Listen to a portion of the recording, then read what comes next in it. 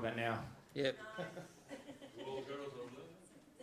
So the reason I'm standing up here is I just wanted to talk about this next section. So we talked a little bit how the proposals were going to run yesterday, and based on the discussion we had yesterday, I just want to kind of reconfirm that and to make sure that we're kind of clear on this. We've also want to make sure that all elected members are clear on the implications of the decisions that we're sort of going through when we talk about proposals, including, and the main one that sort of seems to come up is understanding implication on rates and what our rates options are. So what we're going to do is, first of all, I've just sort of laid out here sort of tried to simplify step-by-step process. So firstly, we're discussing rates options. So Stephen Hallowell is just going to talk about the rates options in the paper. So the rates option that's presented is the 15.5% rates increase with a 3.8% thereafter.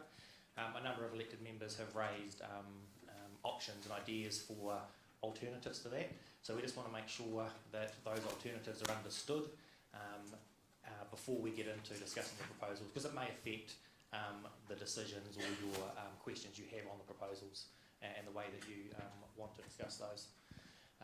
So after we've done that, that's also the option that if you've got alternatives you want to consider or to understand to be modelled impact on financial strategy, that's the opportunity to raise those.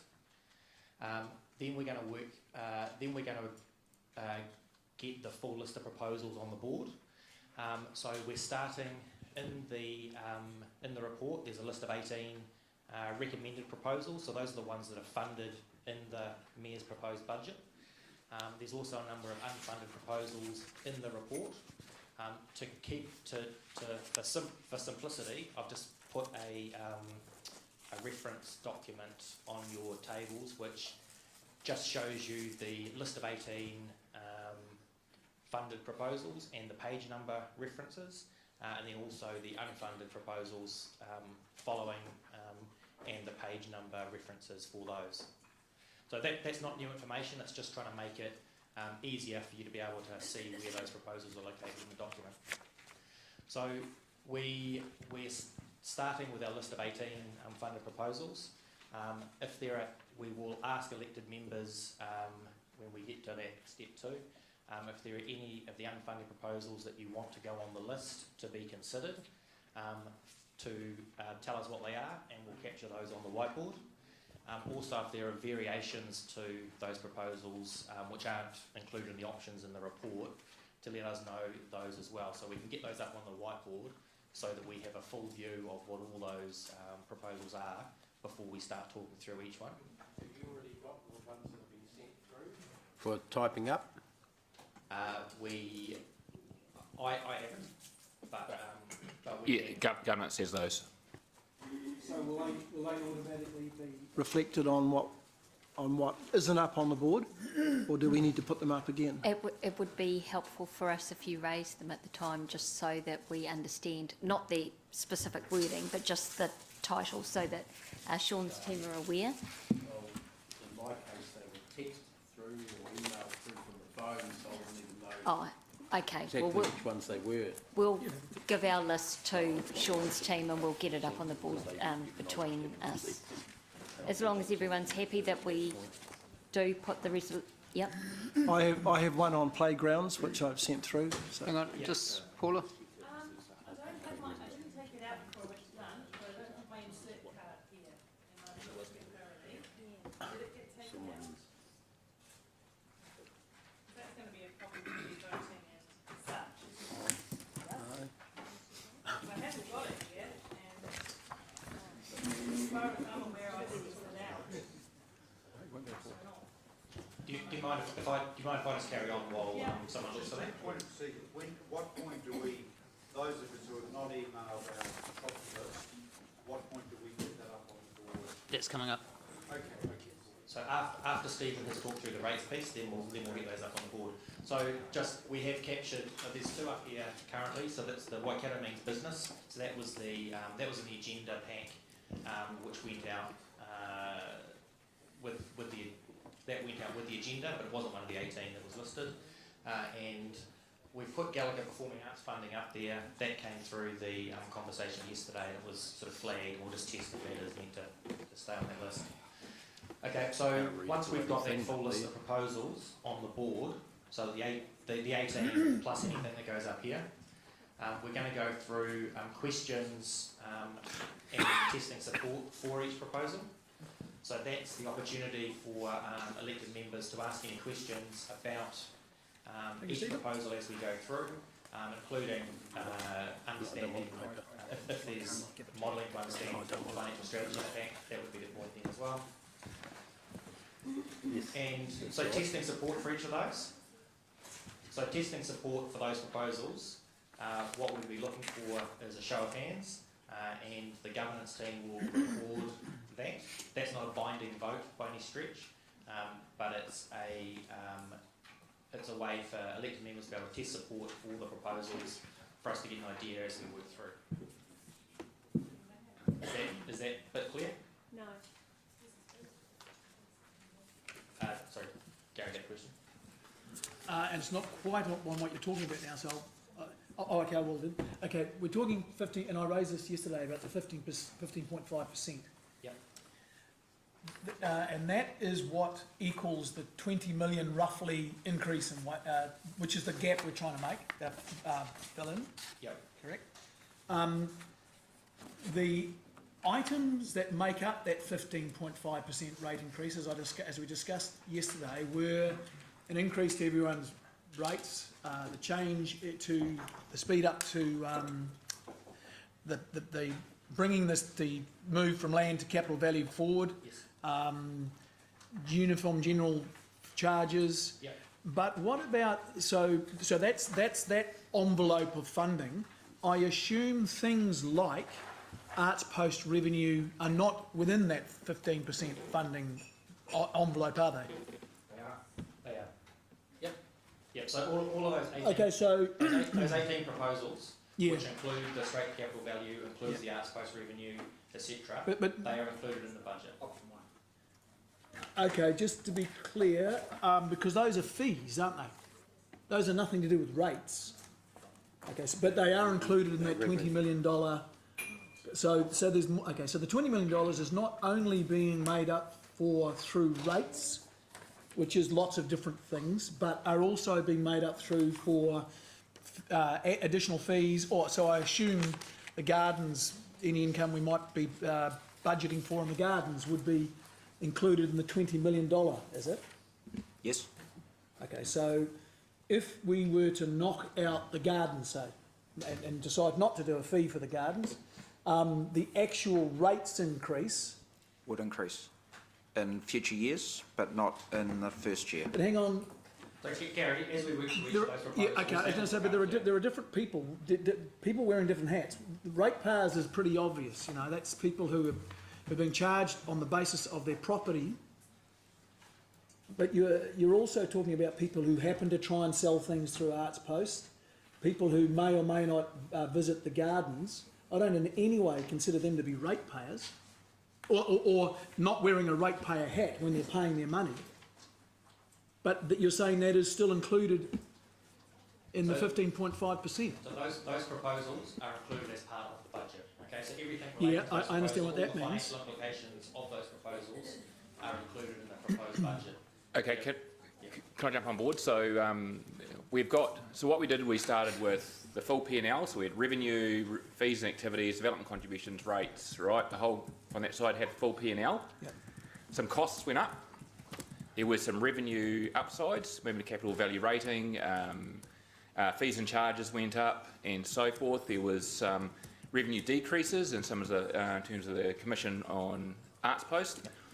Leaving a $20 million, roughly $20 million. Leaving a gap, and then what's left to close that gap is a 15.5% rates increase. Okay, but and I'm sorry to labour this, but the way you said it, that means all of that $20 million is going to come from some form of rating, which is taxes on property. But I'm hearing now that some of that $20 million, or whatever that gap is, $20 to $21 million, is actually going to be, it's been proposed that some of it will be made up through by the commissions on, or actually that's the opposite way around, but some of it will be made up by a potential fee at the gardens and things like that. So that's not rating. Yeah, I think you're making it overly complex. There's a gap, right? The gap is bigger because we've reduced our commissions at the arts post for those people outside of inside of Hamilton. So that's created the gap of X. And if you make a decision to not do that, it'll reduce the 15.5 to a 15.4 or something like that. So the base budget prepared by the Mayor reflects that the amount of our deficit is larger because we haven't charged commissions on Hamiltonians for the arts post. So rates is the balancing figure. If you consider it that way. Okay, so one of the ways we can address that $20 million thing would be to not reduce the commissions. Yes, and that's that would reduce our requirement for rates by an infinitesimal amount. But yeah, you're absolutely correct. Okay. Can I also add some clarity? I think we're clear. Okay. I think you've got ideologically. Other people might fully understand it. I'm struggling a little bit, but that's been a common thing. Yeah.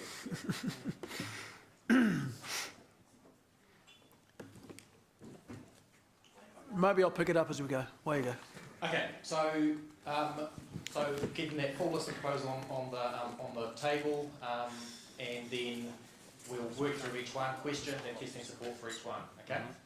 Then we want to, before we make any decisions on those, questions and testing support for different rates options. Okay, so we want to make sure we'll get to the end of all these, working through all these proposals. We'll have sort of indicative show of support for different options, and based on that, we can then test different rates options and get a show of support for those.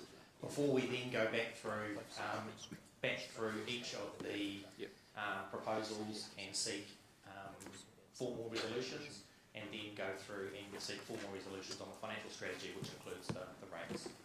Okay, so we're trying to make sure that elected members have the flexibility that they desire to be able to consider the proposals, discuss the master questions, show indication of support, so that we can see the cumulative effect of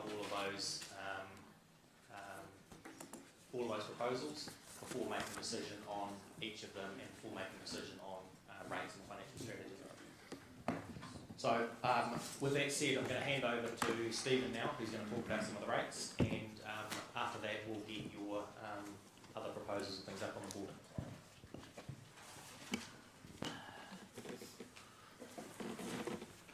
If we could turn to page 27 to start with.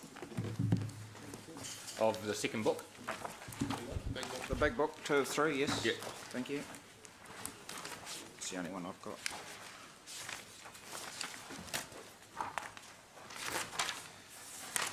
So I think everyone's clear on this, but just to recap very briefly, Mayor Andrews' budget proposes 15.5% rates increase in year 1, as shown in the graph on page 27, and 3.8% every year after that. That ensures that everyday costs are paid from everyday revenues. And also sees the debt decline in the latter years of the plan.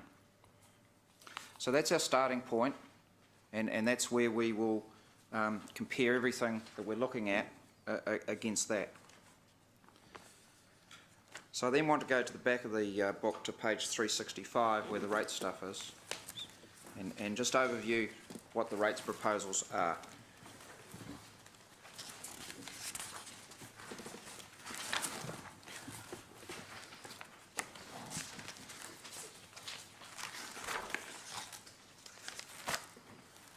So 365 is the rates samples on the basis of the proposals that are in this plan for residential properties on page 365, residential and rural, and commercial properties on the following page 366. And so this includes several options to change the current rating system, of which two of the proposals, all three proposals were considered by the Revenue and Financial Strategy Task Force, and they are to move to 100% CV, and the proposal is to do that immediately next year. The second part of the proposal, we spent some time looking at the option of finding an appropriate, to look at development-ready land and to find an appropriate way to rate development-ready land. And the result of that is a proposal to increase rural rates differential to 72.1% of residential rates. The 72.1% represents the residential rate less the cost of water, wastewater and rubbish. And then the third part of the proposal is to introduce a uniform annual general charge, which is a fixed rate of $500 on every property. So if I just go to the slides. So, Steve, where are you in the book at the moment? I was just generally talking to the sample. No, that's all right, yep. What sample are you talking to? I was just generally talking to that page with the samples on it. Which page are you talking to? 365. Thank you. Oh, sorry. So I didn't fill this up with lots of different options because there is just so many options that we could choose. I'd have just overloaded you with data. And later on, as we move through this process, and we've got some clarity on where the collective view is on council, we'll be able to then give you more information. But I want to just overview the impact on individual ratepayers. So if I can have my slides up, please. Is that working? Here we go. Right, the first thing I want to say is, I spilt something? Yes. So this is the 16-17 rates if we went ahead with a 3.8% rate increase. And what it shows is that most ratepayers do not get a 3.8% rate increase. They get an increase between -2 and +10%. And the reason for that is the impact of our transition. And so we go from 30% CV and 70% land value to 40% CV, 60% land value in 2018-19. Oh, sorry, this is the previous year's actual movement, 16-17 to 17-18. So very few people get the actual rate increase that we're talking about. And we need to bear that in mind when we're talking about specific numbers like 15.5 or anything like that. Because there's this unwinding of the land value to capital value thing. All other things being equal, the only thing that's happened there is, only two things that have happened is total rates have been increased by 3.8%. Yes. And the ratio of land to capital value has moved from 30 to 70 to 40 to 60. Yeah, so I got the years Those are wrong. the only two things that have changed. changed. There's a 10% movement. 16-17 to 17-18 was 20-80 to 30-70, but it's that 10% movement. Oh, yeah. am I a year behind? I got it wrong first time. Okay. Yeah. So Okay, every sorry, dot represents a that- ratepayer. That just doesn't seem, that's, okay. That just seems unusual that there's such a big change. So that sort of thing would happen every year for 10 years because There's no property revaluation in that one, no is there? property revaluation. Some of the extreme people up around 30% and things like that, they would have done some renovations or something like that on their house. But the bulk of people, that hasn't applied. But and the that's bulk not of people a all other things being equal situation you're talking about, is it? the bulk of people in this is all other things being equal. The big orange dot. Okay. Yeah. So I just want to make that point. So when we're talking specific rates increases, whatever we do, we're going to end up with this sort of thing happening next year. Once we go to 100% CV and we don't have a revaluation, then most ratepayers should get the rate increase that we say So if we say it's going to be 3.8, most ratepayers will get 3.8. Except for the UAGC component, where it won't change, so On the general, portion will go on the lower income, lower value properties. If you say 3.8, it'll actually be more than that, and if for the higher ones above the average, it'll be less than 3.8 if your UAGC remains the same from year to year. yes, you're quite correct. Okay. So I've handed out the sample, and it's the same thing up on the screen, and sorry that the 40/60 year is a bit hard to see on the screen, but I got the data moments before I started this presentation.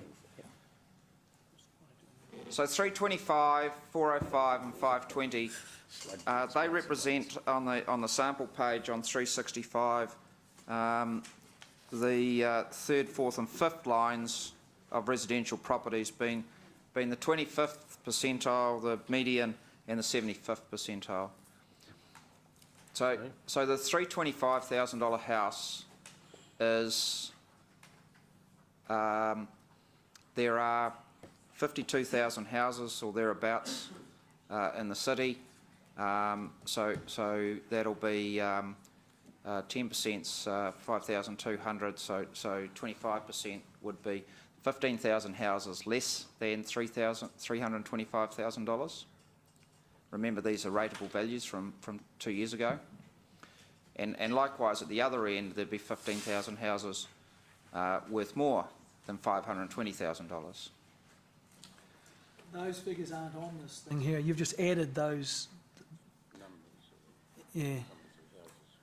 Where is the numbers of houses? The number of houses. Which column's got the number of houses? The number of houses, if you go to page 367, on the top of those, on the top of that graph, there's 52,281 houses, 4,413 commercial properties, and 637 rural properties, as you work down that page 367. So as we work across the line of the different options, the column said now, that's what people are paying in rates this year for those three properties. If we were to carry on as usual with a 3.8%, with a 15.5% increase and move to the transition 40/60, then the $325,000 house would pay $1,976 or $245 increase. 60, you mean what it is as we transition over the 10 years? So at the moment we're 30/70 capital value land value, and every year we move that ratio by 10%. So next year is 40/60. Year 4. Yeah, that Yep. would have been better. Yep. So that property goes up $245,000. And I'll just move along that property in the first instance. Going to 100% capital value, their rates only go up $140 by comparison. And that's with a 15.5% increase. That's because, yeah. It's $140 from the column now. So all the movements are from the column that's labelled now, and obviously that's well less than 15.5%, given that 10% is 173. So that's consistent with the sampling in the proposal that we put out when we proposed to move to CV. 50% of residential properties will see a decrease in rates. 75% of commercial properties will see a decrease in rates, and a large number of rural properties see a decrease in rates, with a smaller number of, with the converse number having increases, and the increases in the commercial sector were quite large for a few ratepayers. Just as we're working through this, if it's applied, is it, which comes first? Is it first we transition to CV, then it's UAGC, then then the 15.5, how does it accumulate? Which comes first? 15.5 is the increase, then we decide how we allocate it. What we're suggesting in this first decision is to go to 100% CV. The consequence of going to 100% CV may lead us to introduce the transition remission because we feel as if the change is too much, or it may cause us to consider that the increase on the highest value properties is such that we should introduce a UAGC. And so that's what that's showing across the page, is how those... So you'll notice that as we introduce the UAGC, the lower value home has an increase in rates, and if we go to our $520,000 house, the higher value home has a decrease in rates.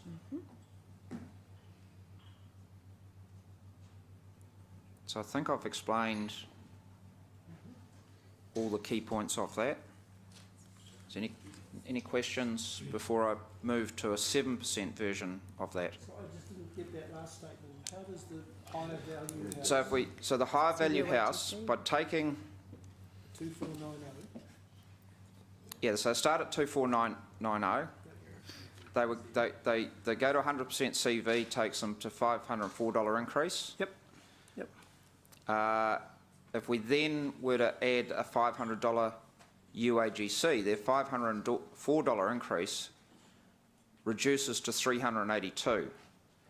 If we look at those same numbers for the 325 house, 140 increases to 257 because the UAGC redistributes the rates. Yeah, I see. We still collect the same amount of money.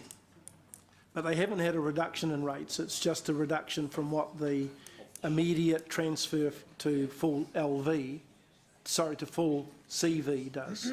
It's a reduction on what the immediate move to full CV does in terms of where it lands. Yeah, okay. So another version of the UAGC is that it redistributes the rates to a certain extent from the higher value properties to the lower value properties. It absolutely does redistribute the rates from the higher value properties across the rest, yes. Things out. No. It lessens the increase. No, it redistributes to the lower value. They pay a higher proportion of their rates than they would have without a UAGC. Correct. And if you go back to our proposal for the move to capital value, the reason for the transition was to lessen the impact on the higher value houses. And those words are stated in the proposal. Because if we went to 100% UAGC for the lower value houses, as this shows in column 100% CV, their rates only increased by $140 as compared to $245. That's proportional across all properties. The proportion is the same without a UAGC. Yeah. So moving to 7.7% to 7%, just as an alternative, same. Sorry, just to stop you there. For us to go to a 7% rate increase, we've either running a deficit. We're no longer balancing our books. We're no longer balancing the books, and we'll come back to... Or we're getting revenue from somewhere else. We'll come back to the financial strategy implications, but there was a lot of questions of me and David in the last few days about the impact on ratepayers. So if we were at 7%, and I had to pick a number because we haven't decided on a number, so I picked a number. At 7%, those are the changes. Same theory and philosophy as the last one. Obviously, the numbers are quite a lot smaller. Okay. Didn't want to talk to that. The UAGC. Hello, I had a question. Did you? What? Sorry, my swipe card has gone missing, not that I removed it before lunch, so you'll have to kind of look out for me because I can't press my button or anything at the moment, frustrating as it is. But question anyway, may I please ask a question? Thank you. The uniform annual charge, those two amounts, the 250 and the 500, calculated or decided upon how? Just random selection of money? So I'll go to this. I'll go to this slide. Pardon? Okay, I'll go to the slide here. So the column on the left, in the browns or reds or colour, that represents 100% CV without a UAGC.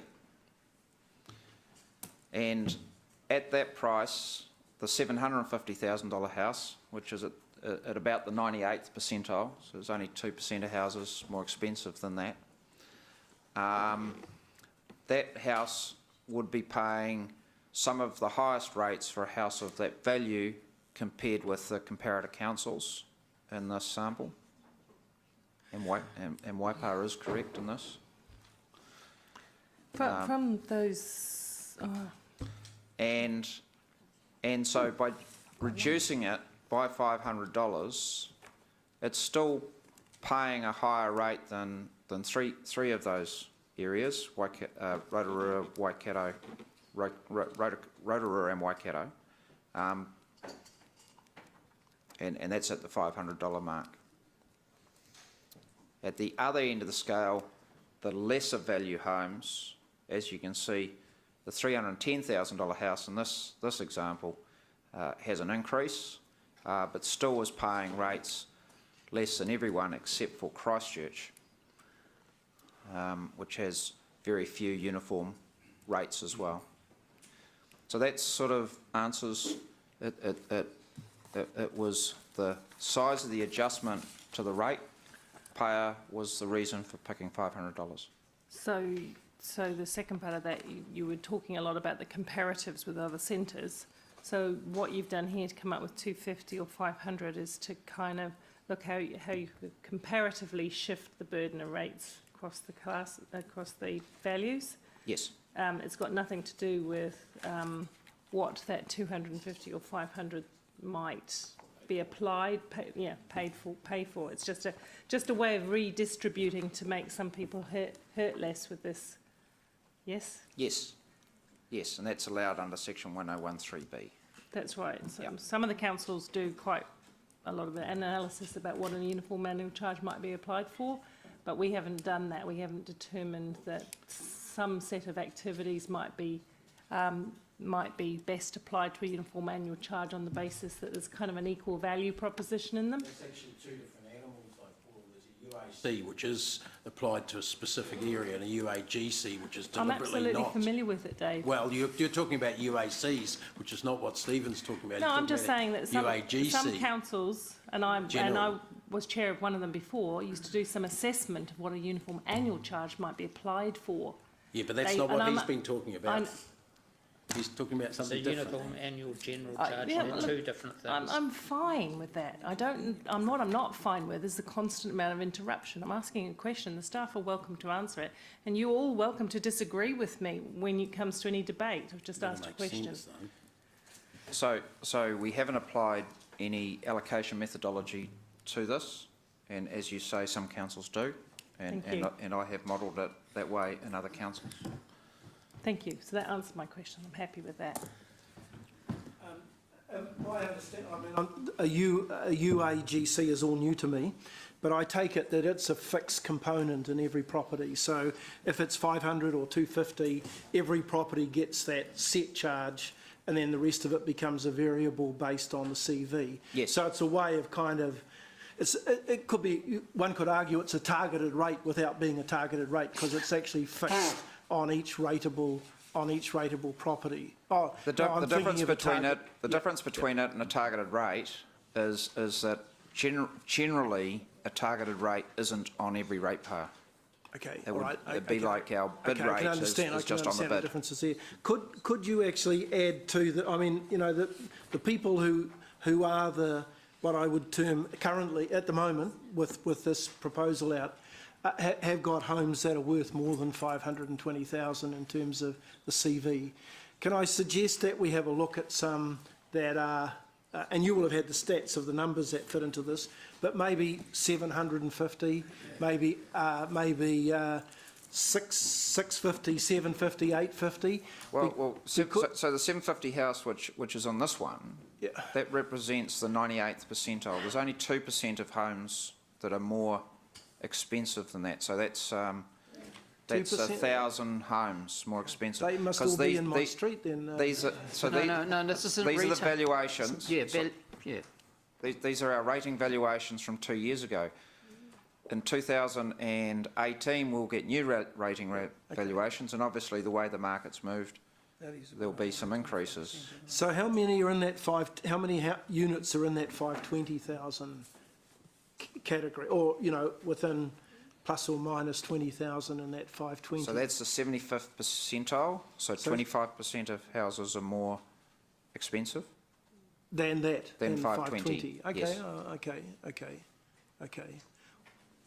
All right, okay, well, I guess these are the answers that I was looking for when I sent the email to David on the week. This is the sort of thing I was Yeah. looking for, yeah, okay. So hopefully that's sort of simplified what can be quite complex when you, because for every rate sample I've got about a dozen pages of data.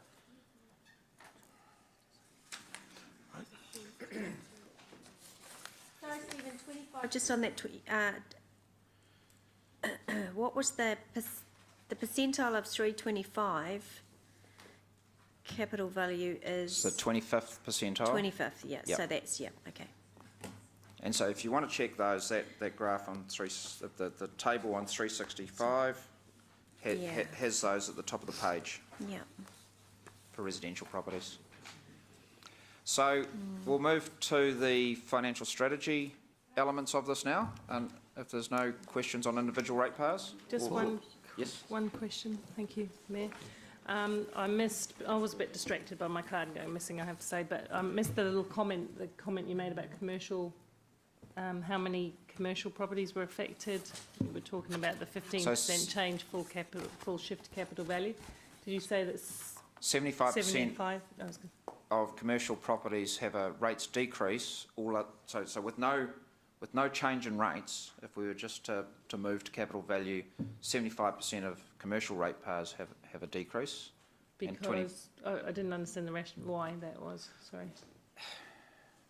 So when we first did it, we were collecting a fixed portion of our rates, 34%, from commercial, and when you move to capital value, you bring in utilities, so you increase the size of the rating base, and the utilities are on the bottom of page 366.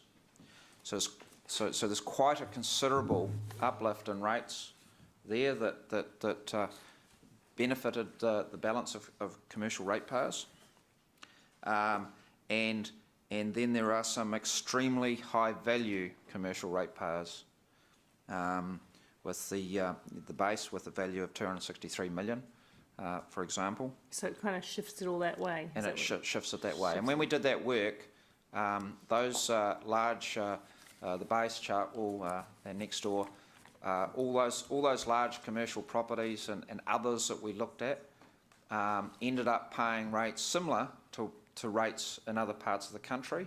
Mm-hmm. And then one of the other samples I remembered that is getting a decrease was like a petrol station. Mm-hmm. Their rates were coming down. From memory, something like 25,000 down to about 15,000. And again, those rates were comparable to other petrol stations that we looked at the time. You got to realise the nature of commercial operations in most towns is there's some really big, large, capital-intensive businesses, but then also there's a significant portion of commercial operators that are trades-based, where there's a small capital intensification, and they've basically got a big yard, small shed on it, and like plumbers and so forth going to and fro, and so that redistribution effectively dragged the rates up to the high capital value items like the base, and the small guys got the benefit of it. So the redistribution within the Within that category, yeah, category. thank you. Yep. I think a really good example is Farmers Building here, 3 stories of retail, 2 stories of car parks, 9 stories of offices on top. So at the moment are paying the same rates as Ebbett next door, which is just a sealed yard. And so there'll be a huge movement on the multi-storey building compared with the sealed yard next door. It's just because they're right next to each other and they're right here in town. Brett, we'll put your slides up now.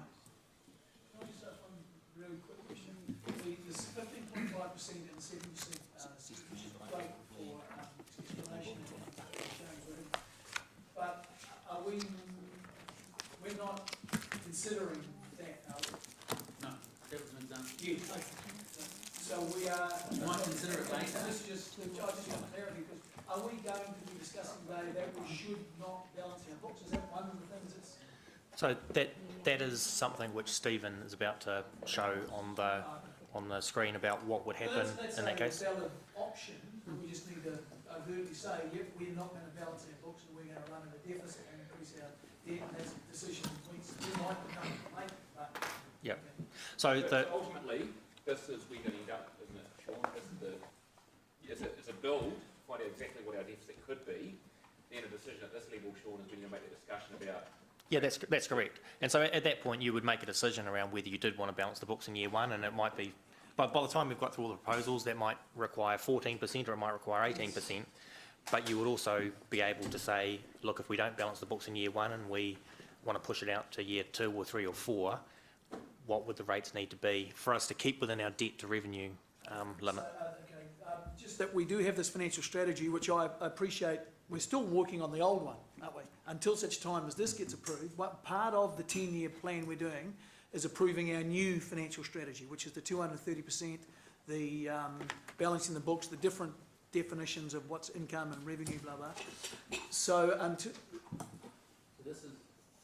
This is predicated, so the work we're doing here is predicated on us hitting that as yet unconfirmed financial strategy, and one leg of which is to balance our books. Yeah, what we talked about yesterday in terms of financial strategy is what's in the model. Yeah, okay. Actually, we did approve it yesterday, didn't we? Yeah. Did we? But we didn't approve the metrics, though. We just... No, because we needed to work out what the limits would be. Yeah, that's right. Going through this discussion. Okay, thank you. Right, so we've adjusted our screens, so hopefully that's a bit easier to read. So this is debt to revenue and the balancing the books measures with the 15.5. No, so we're off Brett's model now, and we'll see it move and things like that. This is the mayor's option then, right? So this is the mayor's option. This is the starting position in both the red and the blue column, 15.5%. And as you can see on the balancing the books, there's the year 2019 that appears to have nothing on it. Thank you, Richard. Nice, expensive pointer. And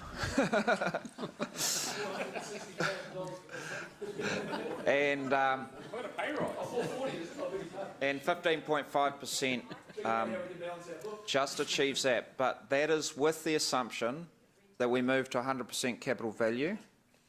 And if we don't move to 100% capital value, then that number needs to be 16.5% because of the rates uplift we get from those utilities and the rates uplift we get from growth. And that growth rates uplift happens every year and significantly contributes to a reduction in debt in later years. Yeah, it creates that debt headroom that you can see on the debt to revenue ratio on the left. Just scroll, so that's, and it includes the rural rate going to that 77%, and it includes the UAGC, and the UAGC actually decreases our rates uplift by going to a fixed rate instead of staying on capital value, and that costs about $800,000, that decrease in the rates revenue. The only way to get that is if next year you actually increase your UAC. If you move it from $500 to $510 or something, the only way, because it won't increase. You just don't get, from the new properties, you don't get as much uplift from a fixed rate than you do from capital value, because new properties tend to have a higher capital value. And that's... And the other point I'd like to raise is that, like, if you introduce a UAGC, which is somewhat like a fixed element of your rates, you move a little bit away from growth paying for growth, because every new house built in a new area, if they were 100% CV, would be paying that higher rates. What about a UAGC on commercial? A UAGC is on every single property. Okay. But can you have a different one on commercial, then You'd have to take the U in, because. You'd have to create, it becomes a targeted rate set differentially, depending on the sector. But they're already paid, Differential. they already pay quite a bit higher per unit of value than what the residentials do. so that also, because they pay quite a bit higher, they would also shift a little bit from commercial to residential as well. So with the fixed proportions of the rating pie that we had between the residential and the commercial and the rural sectors, that created what I'll call rates leakage, because when we've got a different amount of growth in a different sector, it means we don't maximise the uplift of growth in that sector. And what happened in the past year is we had more growth in the commercial sector than the residential sector, and that effectively meant commercial ratepayers didn't get the same amount of rates increase that residential players get. So again, the change with going to 100% capital value is also a change in philosophy that sees the portion of rates paid move according to the portion of growth within your sector. Every 3 years, though. No, actual growth every year. So by changing the actual rate in the dollar by 3.8%, let's say, we then get whatever growth is in that sector, as opposed to constraining it by saying 34% of our rates will be collected from this part of. And I think that's a necessary thing to do when we've got such dramatic growth happening in such a short space of time. So can I just clarify? What you're saying is that Mitre 10, for example, multi-million-dollar business will still get a flat $500 charge under this system. Yes. So they pay $500 even though they've got income and they're a business, as does someone who lives in a $300,000 home in Frankton. Or a small commercial business in Frankton. Well, no, but you can put anything in you like, but when you look at it like that, it's not a fair rating system at all.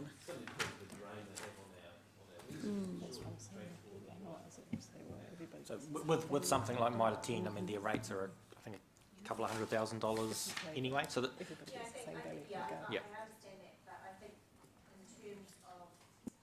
terms of relevancy and fairness, because a rating system must be fair, if I was in a $300,000 home, that's not fair. I don't have revenue like Mitre 10 does. So conversely, if we didn't have the UAGC flat rate, that might, as an example, Mitre 10 would pay significantly more again, because it would all be rated on their capital value, and the residential $320,000 home would pay less again. Yes. Yeah. Thank you. Right, so now we're going to look at. Wait, sorry, I'm sorry. That's all right. Because my name won't come up, so it's hard for people to see that. I'm not going to see it anyway. Huh? I'm not going to see it anyway. No. No, where was I going to go with this? It was following on from Angela's comment, I think, around the UAGC, and now I've completely forgotten it because Feel free to come back. I'll come back. I will. I'll write it down this time. Yeah, go. Right, I'm going to talk about different rates options, because this option is balancing. Yep, because I'm going to move on. Sorry. So I just want to know, has any work been done about the impact of the different, like next year everything is there's revaluations, right? Next year for Hamilton? Next year is the current valuations, but the revaluation occurs at the end of next year that will affect year 2 rates. So, yeah, okay, thank you, that's good. So, have we done any modelling about, I mean, it's all very well making a decision for this year, but have we done any modelling further out? We wouldn't know really, because we don't know what movement will be in the revaluations, do we? No, we don't. We'll be guessing. Yeah, so you'd be guessing whether there'd be more uplift in the top end or the bottom end of property market, and what commercial property would be worth. And it all depends on the relative movement. If everyone moves at 50% increase, then no one's rates change. But that's another reason why no one will get the same rates increase as the average anyway, because, and especially in a re-evaluation year, because their movements will be quite different, could be quite different, yeah? Thank Yep. you. So the final thing I want to say on this chart is the 230% line is that black line that's sitting above the debt to revenue ratio, debt to revenue graph, just as a, so as you can see at 15.5% to balance the books, we've got plenty of debt headroom for our capital program as you've discussed in the last couple of sessions. So Brett's going to change the rates increase to 12%. That's not why it's been set up like that, though. It's to give us room to move should there be unexpected circumstances. Oh, the If debt we're headroom, sit- absolutely. Yeah. If we're sitting hard up on it, we would have nowhere to go should we require Yeah. some flexibility. So Brett's going to go and you're going to see. What you said, that because we're now leveraging our revenue not by 200%, but by 230%, Yeah. if our revenue drops, and I don't know why it would drop, but if it did drop, our debt to revenue, our debt capacity drops way more than it would if we were only leveraging it by 200%, eh? Yes. So, I guess the only, our primary form of revenue is rates. Yeah. Which we control. Development contributions, 35%. We don't control development contributions. You've just reminded me that all these proposals we're looking at includes the development contributions proposals as well. 35%, yeah. Yeah. And our fees and charges. Yeah. So this is at 12%. So at 12%, you'll see. So the blue line is the Mayor's proposal. That's unchanged. But at 12%, you'll see that our yes. In year one and nothing, Oh, and yeah. 3.8 from there on. From there on, yeah, quite right. Yep. And so you'll see that our debt to revenue ratio goes up, and we've got those 4 years in the middle that are starting to tap on the 230% line, and you'll see that we don't balance the books for the first 3 years. And just about every example we have that isn't 15.5% doesn't balance the books for the first 3 years. Balancing the books. Yes, the approved 2018 measure. That we had on 15. It's a bit hard, is it? Yeah, well, how? It's on the same chart. It's already on the same chart, yeah. Yeah, okay. What happened there? Yeah, so the blue line is the 15.5, or it almost looks black from here, doesn't it? Yep, so I can't remember what I said. So another point there is because it's only a 12% increase, you'll see that the balancing the books in later years is a smaller number. What that is saying is that we have less surplus to repay debt, so our debt doesn't get repaid as quickly.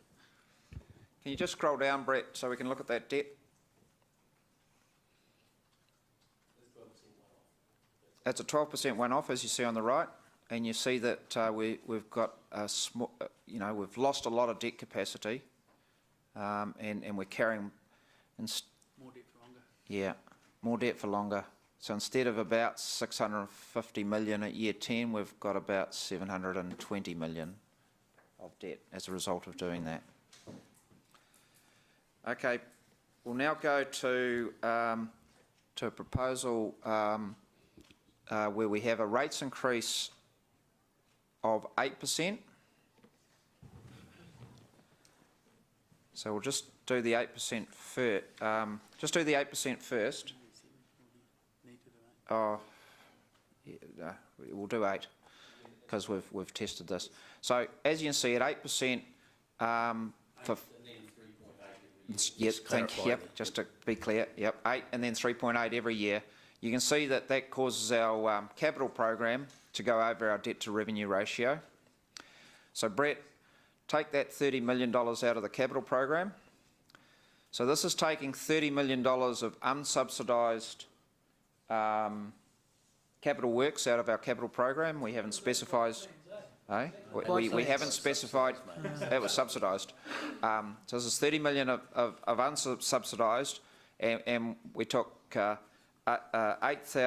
million, 6 million over a 4-year period in years 2, 3, 4 and 5.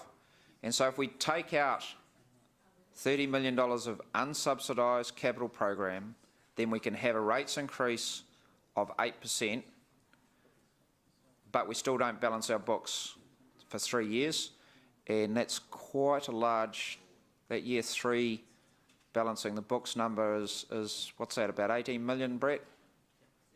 17 million?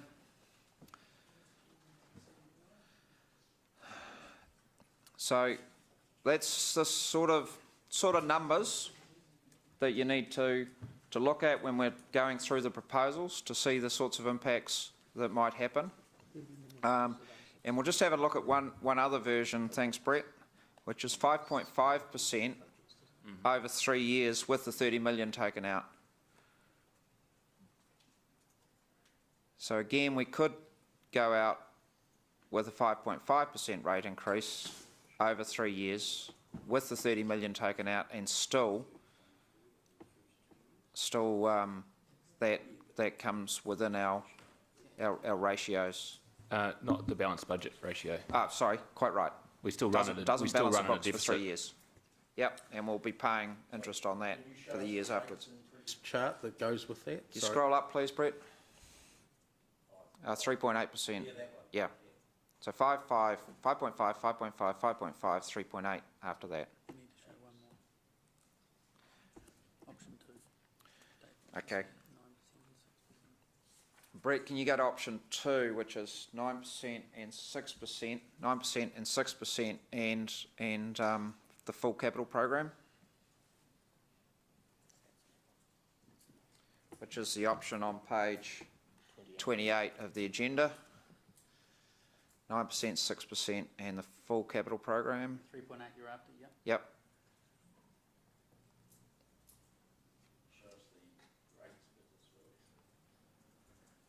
Not it. Oh, that There it one. is. Yeah. Give it a chance to update. Yep. So again, the debt on that scenario, quite a big difference between the 650 million and the 750 million. I asked for 2/3, 1/3 of the same effect of 15.5. So after year 2, you would have been at the same level. So it would, to my mind, it should be something like 9.5 and 7 probably, because that's not actually fully addressing the 15.5. Yeah. So if we were to increase both those by 0.5, yeah, that's easy to do.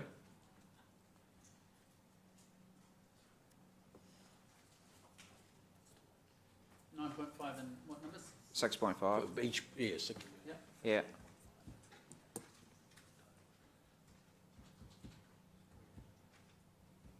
So it creates a little bit of debt to revenue headroom. We still don't balance the books. Doesn't have a large impact on it. 9.5 and 6.5. Yeah. Yeah. So as you can see, there's a quite a range of options, which is why I haven't provided samples for every single one. Yeah, if we're gonna have a look at options at the start. 766. 766. That's it. Yep. See if there's any. So at 7666, we don't have to reduce our capital program. We've looked at this earlier, and I believe this is circulated. So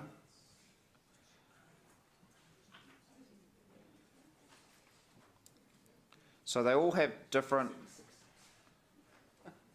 debt to revenue ratio impacts, and you know, this one probably of those options we looked at has more.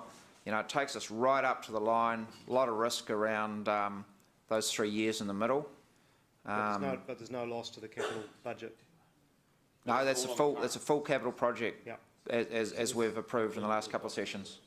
And also the Mayor's proposals as well. And all the proposals, yes. All the Mayor's proposals. Yes. Yeah, funded proposals. With 100% capital value rating. Yep. And the removal of remissions on development contributions. Yeah. 20 million, maybe 30 million from the capital budget, you could possibly get down to 666. Well, that's where that 5.5 Yeah. came from. 5.5, 5.5, 5.5, That's right. 3.8's after that. Yeah. So it's all about, you know, the Act says that it's for elected members to decide what's appropriate, and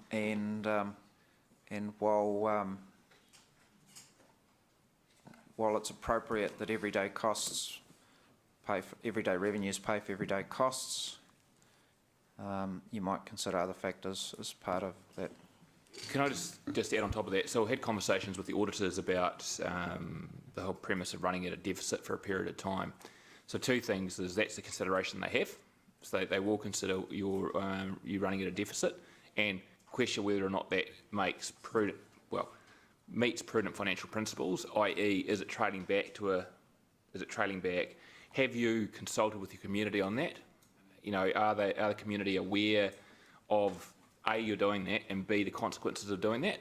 So you can't just go out and say we're going to do it. You've got to basically say to the community, this is one of the options we're looking at. These are the compromises by doing so. And in this case, compromise by running for a deficit. You've got less debt capacity available. You pay more interest charges and so forth. So it reduces your resilience is probably one of the consequences there as well. So whatever you end up agreeing to through this process, you're probably going to end up having to have the counter conversation as part of your consultation document anyway. So let's say you go for a 15.5% rates increase. The tension against that is to go out and say, well, 15.5% creates these issues, but if you were to do 766, in the case that's up there now, you'd have to explain these issues. So there's, whatever you do, you sort of have to explain the consequences and impact on the community, because tension is the best way of engaging with the community so they can understand the consequences of what's going on. LGFA, when the gentleman was from LGFA, he indicated to us verbally that the 230 headroom was where they were comfortable. My question is, if we're at 230 or above 230, is that likely to affect our credit rating, in which case we might pay more for our interest than we currently pay? Will 230 create that extra interest charge, given that we have been well below it in the past?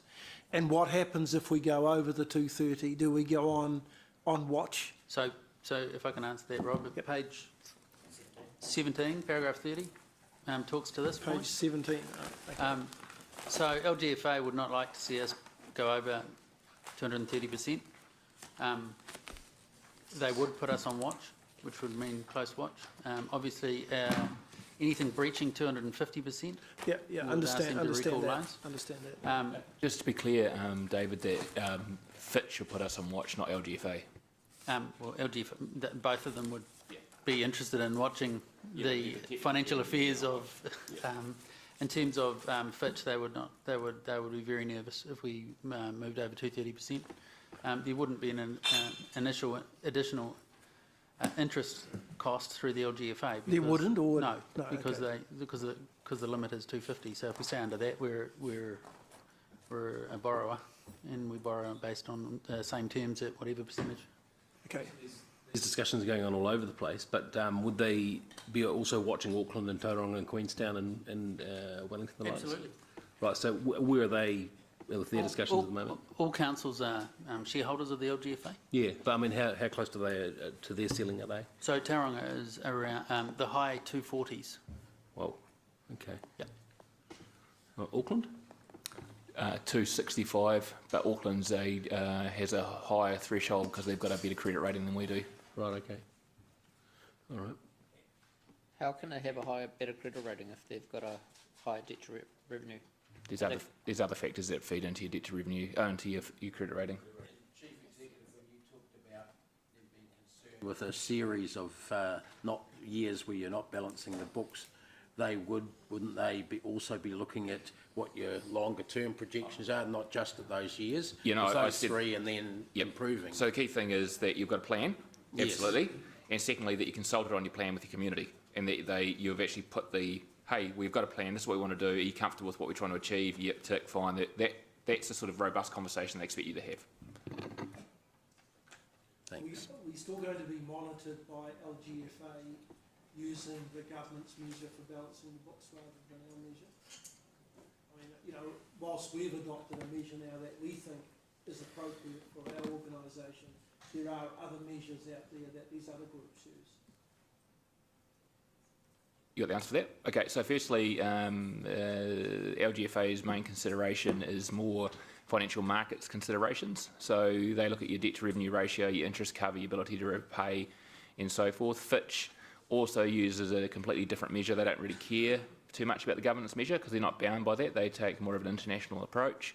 The only people that care about the government measure are the government through the DIA, and that for them is an indication of council's ability to manage their organisation, and if there was an extreme deficit on a continuing basis, they would have concern and various conversations how they'd reflect their concern. It would probably initially be a conversation with the council.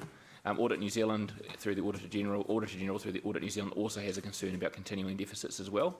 Their concern is primarily about the ability to reinvest in replacing your assets, because they want to make sure that there's long-term sustainability as well. So they all have slightly different metrics. LGFA and Fitch are pretty much financial market type metrics that you'll be familiar with from your days looking at businesses and so forth.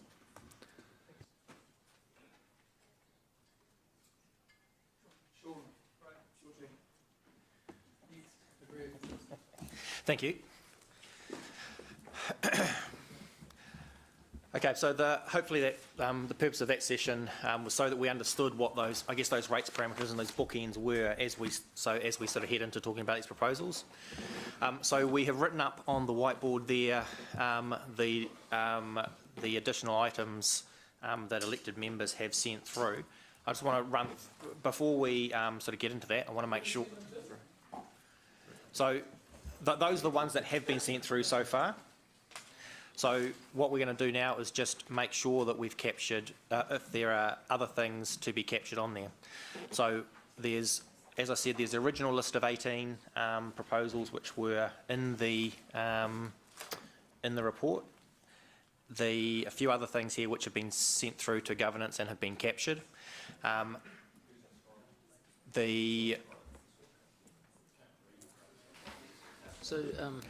Paul, Deputy Mayor's got.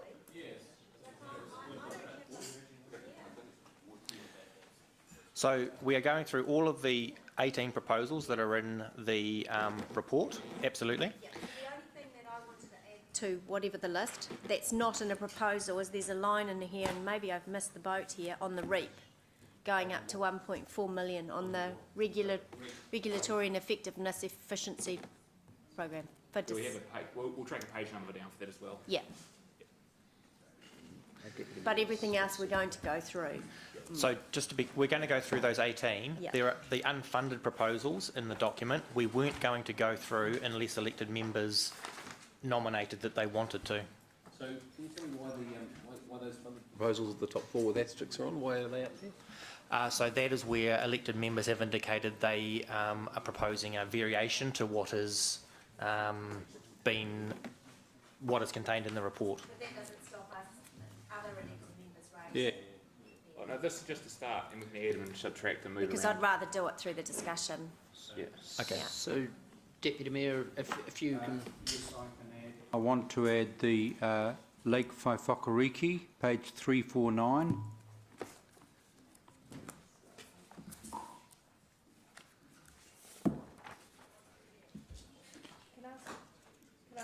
Can I, yeah, as long as I'm allowed to finish the list. Yeah, go and finish the list.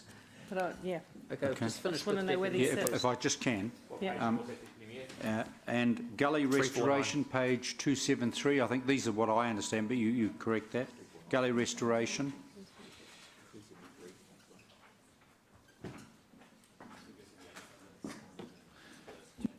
If Lake you're having trouble reading it, take a photo. Rotorua, but this is about lighting and parking, so it may be covered out of O&M, so it's some questions, you know what I mean? I just want to clarify Hamilton Lake, probably page 273, I think, but it's more some specifics there.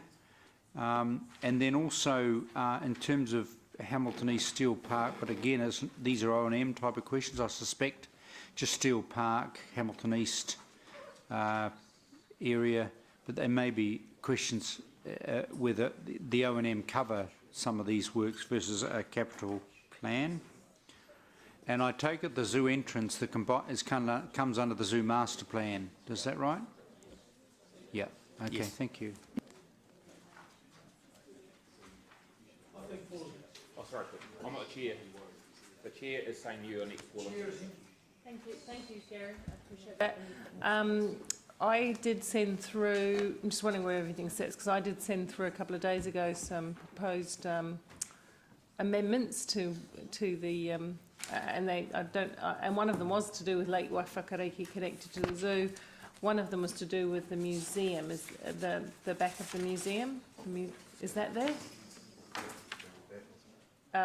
Well, if you put /museum, then I might remember where it was. So that list, that 19 to 21, reflects the things that have been sent in by members over. So mine are there. Yeah, we've got those as well. Yep. Excellent. Thank you. That's great. Thank you.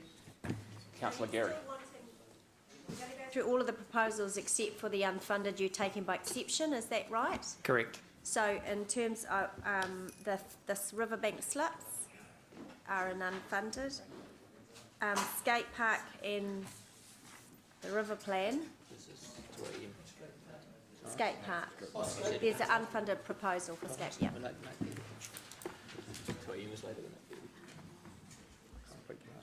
Everything else is, yeah, good.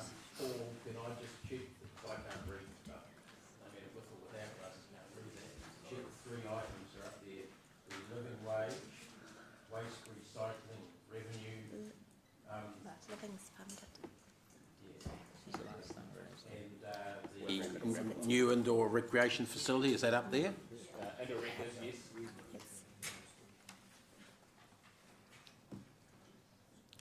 These were ones I've given to staff.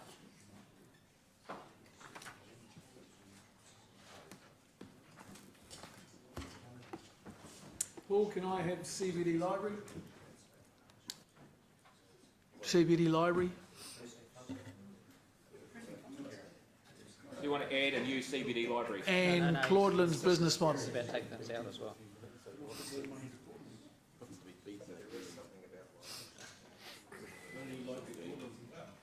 We just add a view against libraries. Is it already discussion going to happen about libraries? I reckon the Claudelands look great, full of books.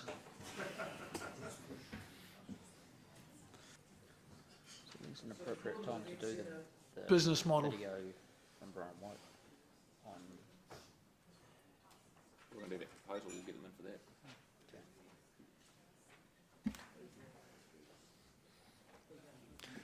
So just while Paul's writing that up, the idea is that we work through the funded proposals first, so the 1 to 18. So for elected members that have got things up on the board that they want to be considered here, the idea is that we would take those ones after we had worked through the first, the funded proposals in the paper. Where elected members have signalled that they've got variations to those funded proposals, we'll have that discussion at the time. That's section 3D, isn't it? But plus the pages from 86, which were included in the operating budget. That's the re-imaging local government, the minimum wage, those ones. So it's in 2 sections of the agenda. Yeah, it is. So the way the report was put together, we had the operating proposals and the capital proposals. So that 2-pager that I'd sort of left on your desk, Angela, has all the proposals with the page numbers. Yep, Yep. great, thank you. Wherever that is. Drowning in paper. Planting on roundabouts. You want more? What's jungle?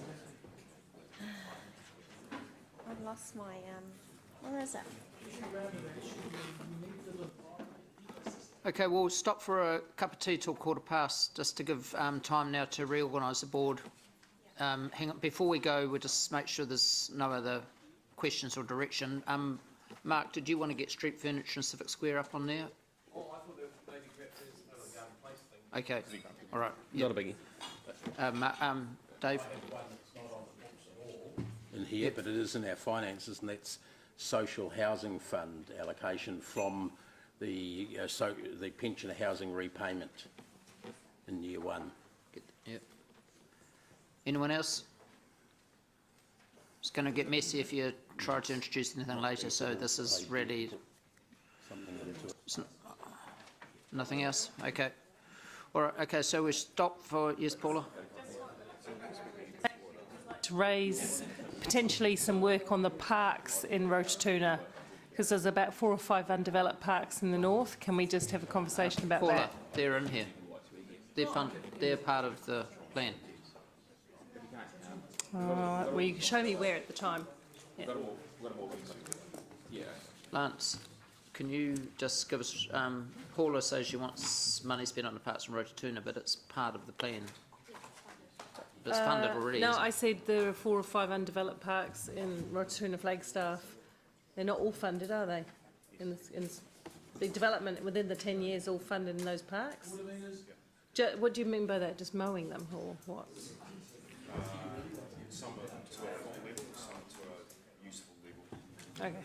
Consequential OPEX is in there too. Cool. Also Basic amenities. which is the small one. That's all right, then. There's some things better than nothing. All right, so 15:15, we'll be back, guys. So,